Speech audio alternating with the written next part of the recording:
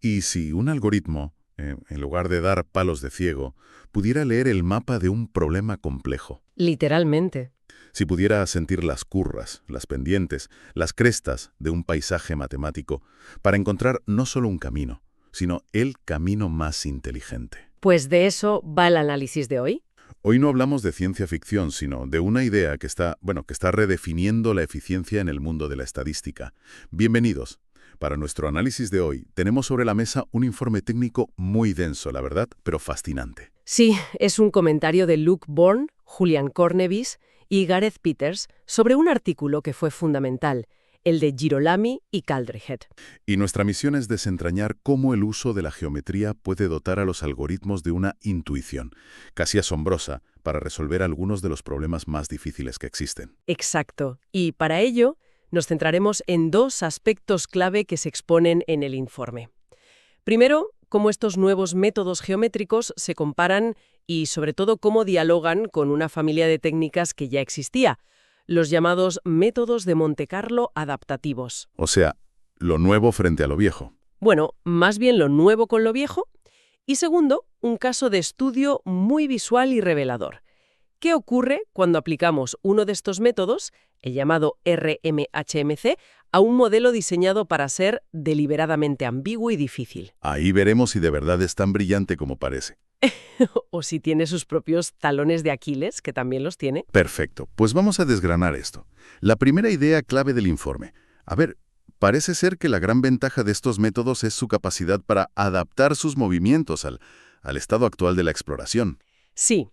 La analogía que me viene a la mente es la de un explorador. Los métodos antiguos serían como un explorador que siempre da pasos de la misma longitud, da igual si está en un llano o subiendo una montaña. Siempre el mismo paso, sí. En cambio, estos nuevos métodos son como un explorador que acorta el paso en la pendiente, lo alarga en el llano, se adapta al terreno que pisa en ese preciso instante. Es una muy buena analogía para empezar, ¿eh? Pero la realidad es un poco más sutil, y el propio informe lo deja claro. La idea de adaptación, no es nueva. Ah, vale. Ya existían los métodos de Monte Carlo adaptativos, con trabajos de autores como Hario o Achade. Sus algoritmos ya aprendían sobre la marcha. La diferencia fundamental está en qué aprendían. ¿Y qué aprendían? Vale, su enfoque era aprender una covarianza, digamos, global.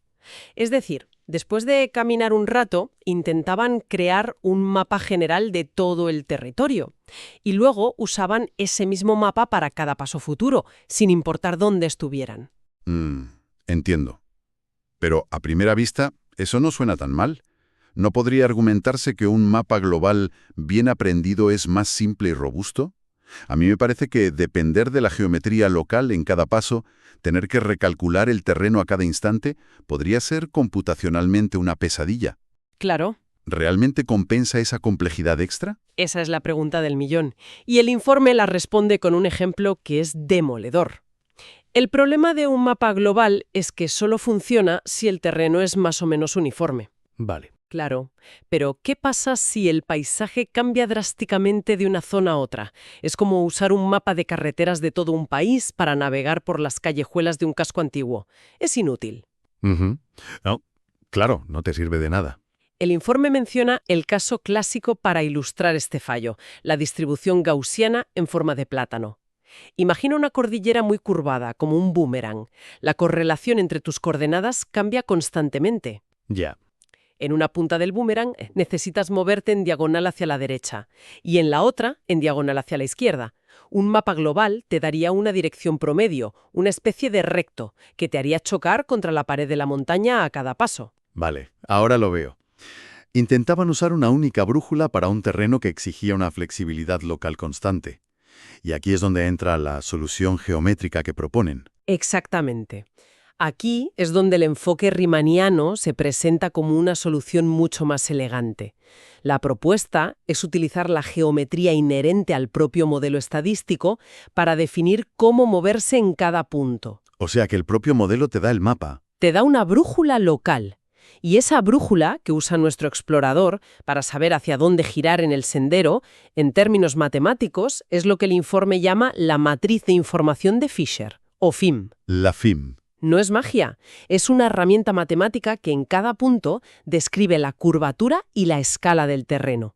Así, el algoritmo no tiene que aprender del pasado, porque la propia matemática del modelo le está diciendo en tiempo real: cuidado, aquí hay una curva cerrada, o aquí puedes dar un paso más largo. Ah, fantástico. Entonces, la FIM es como el GPS integrado del algoritmo, que le da instrucciones locales precisas.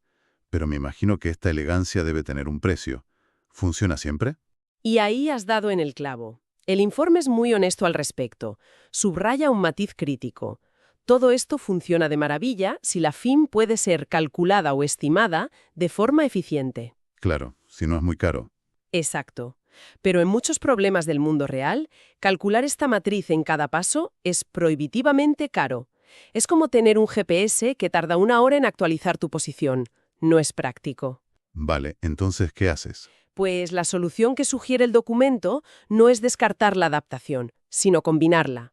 Es decir, usar el enfoque riemanniano para obtener la forma del paso, la dirección inteligente, pero seguir usando la adaptación clásica para aprender, por ejemplo, el tamaño óptimo de ese paso. No sea que después de toda esta fascinante incursión en la geometría de vanguardia, resulta que no debemos tirar a la basura las herramientas antiguas, sino aprender a usarlas juntas.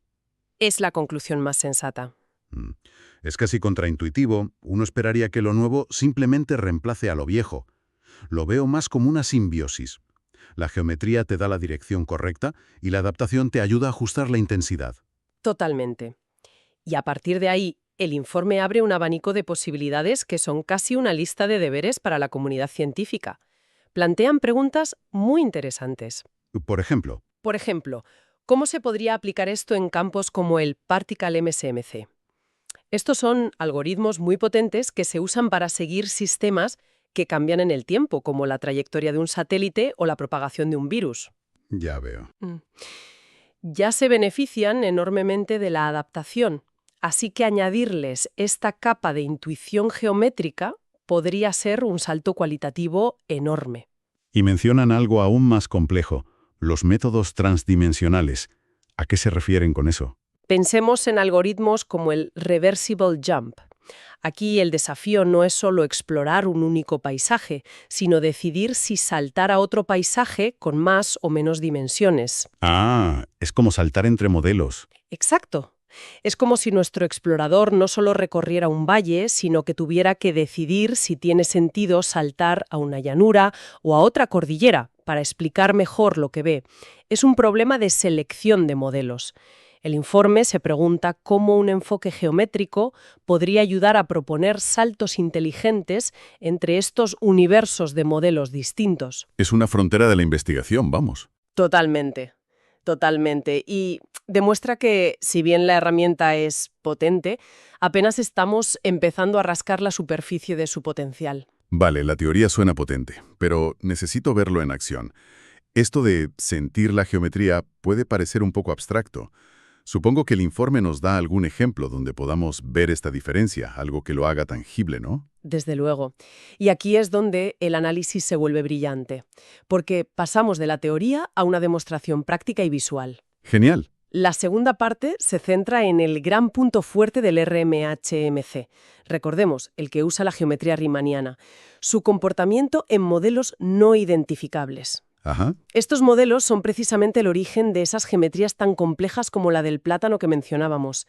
Nos presentan un modelo de juguete, pero muy revelador, donde dos parámetros, θ1 y θ2, están enrenados de tal forma que no se pueden distinguir. ¿Cómo que no se pueden distinguir? Pues que cualquier combinación de ellos, que cumpla que θ1 plus θ2 es constante, explica los datos observados exactamente igual de bien. ¿Y qué significa eso en la práctica?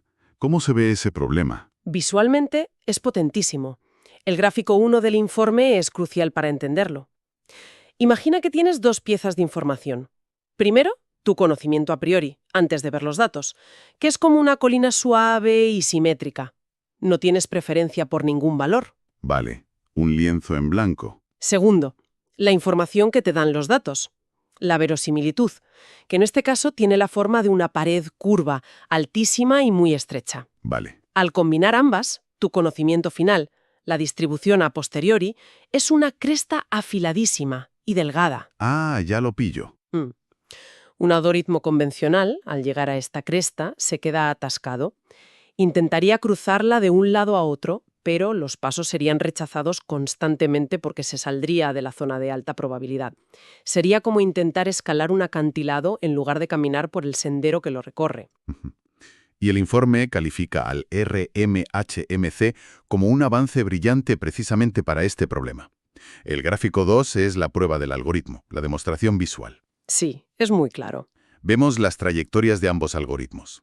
El HMC estándar, el método antiguo, se limita a oscilar de un lado a otro de la cresta, como un péndulo, sin apenas explorarla. Se queda atrapado en una pequeña región. Se queda ahí clavado. En cambio, el RMHMC se desliza elegantemente a lo largo de toda la cresta, adaptándose a su curvatura y llegando hasta los extremos más lejanos. La diferencia en la capacidad de exploración es brutal. Es la diferencia entre estar en una jaula y ser libre para explorar todo el paisaje. La imagen es impresionante, sí. No se puede negar. El algoritmo geométrico sigue el contorno de la densidad de una forma que el método estándar no puede ni soñar. Claro. Pero si somos críticos y nos fijamos en los detalles sutiles que también se muestran, como las trayectorias rojas... Las que representan propuestas rechazadas, ¿no? Exacto, movimientos fallidos. Ahí es donde empiezan a aparecer los problemas de este nuevo método.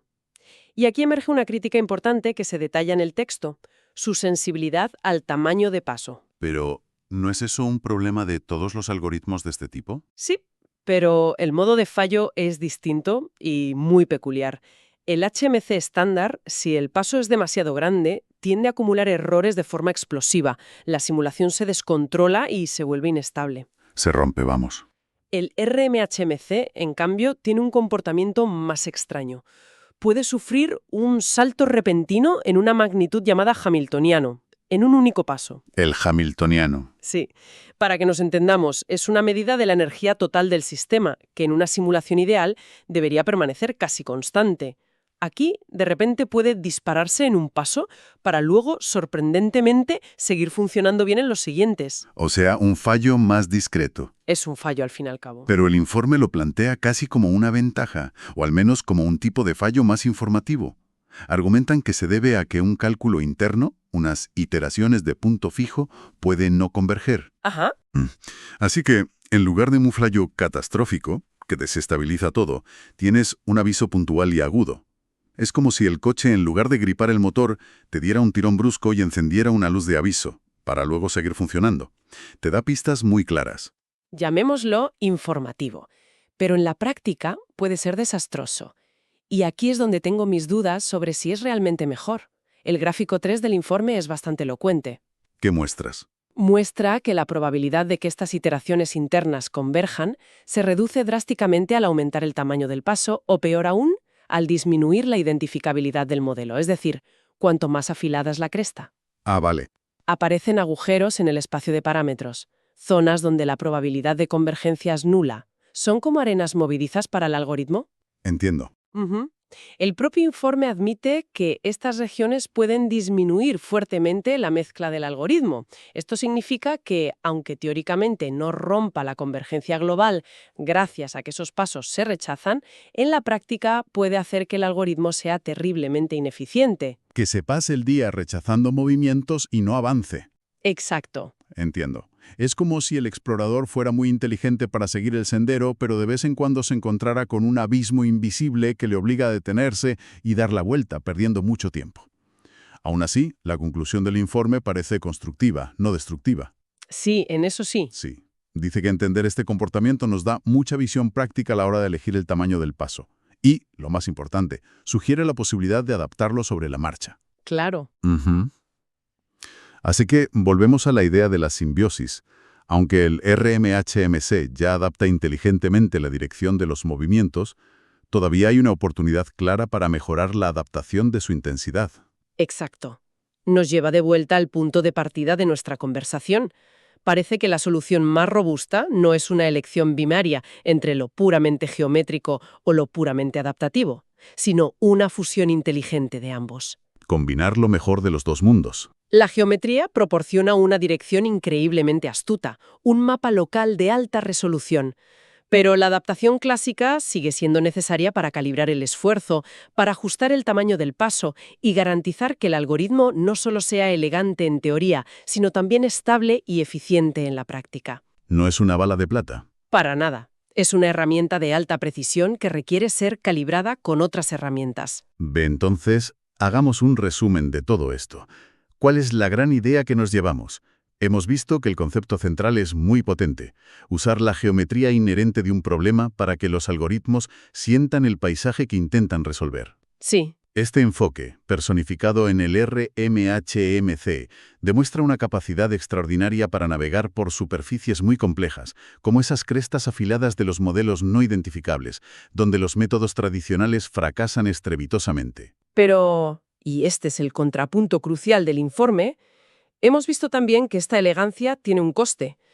Introduce sus propias complejidades, como una alta sensibilidad al tamaño del paso y la posibilidad de fallos puntuales y abruptos en su mecanismo interno. Cierto. La evidencia que se presenta sugiere que no es una solución definitiva que vaya a reemplazar todo lo anterior, sino una pieza muy avanzada en un rompecabezas más grande. Ujú.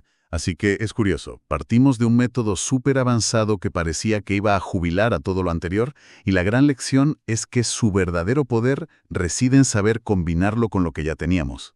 Efectivamente. No es una revolución que borra el pasado, es una evolución simbiótica. El futuro, muy probablemente, está en la hibridación de estas ideas geométricas con las técnicas de adaptación que ya existían. Esa es la visión más madura y pragmática. Se trata de añadir una nueva herramienta a la caja, no de tirar las demás. Y para terminar, el informe lanza una pregunta al aire que va mucho más allá, como un guante a la comunidad científica. Sí, una pregunta para reflexionar.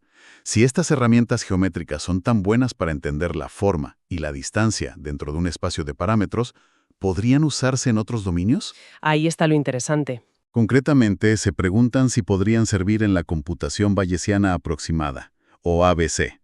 Este es un campo donde todo se basa en simulaciones, y el gran desafío es, precisamente, definir una métrica de distancia para comparar resúmenes de datos. Para decidir si una simulación es suficientemente parecida a la realidad, Exacto. la pregunta es profunda. Si la geometría nos ayuda a movernos de forma inteligente dentro de un modelo, podría también ser la clave para decidir cuán cercanos son dos modelos o dos conjuntos de datos completamente diferentes. Claro, es llevarlo a otro nivel. Es una idea que abre la puerta a aplicaciones que van mucho más allá de lo que hemos analizado hoy, tocando el corazón mismo de cómo medimos la similitud y la diferencia en estadística. Podría cambiar no solo cómo exploramos los modelos, sino cómo los comparamos y los elegimos. Y con esa idea, que abre un nuevo universo de posibilidades, concluimos nuestro análisis. Gracias por acompañarnos en esta inmersión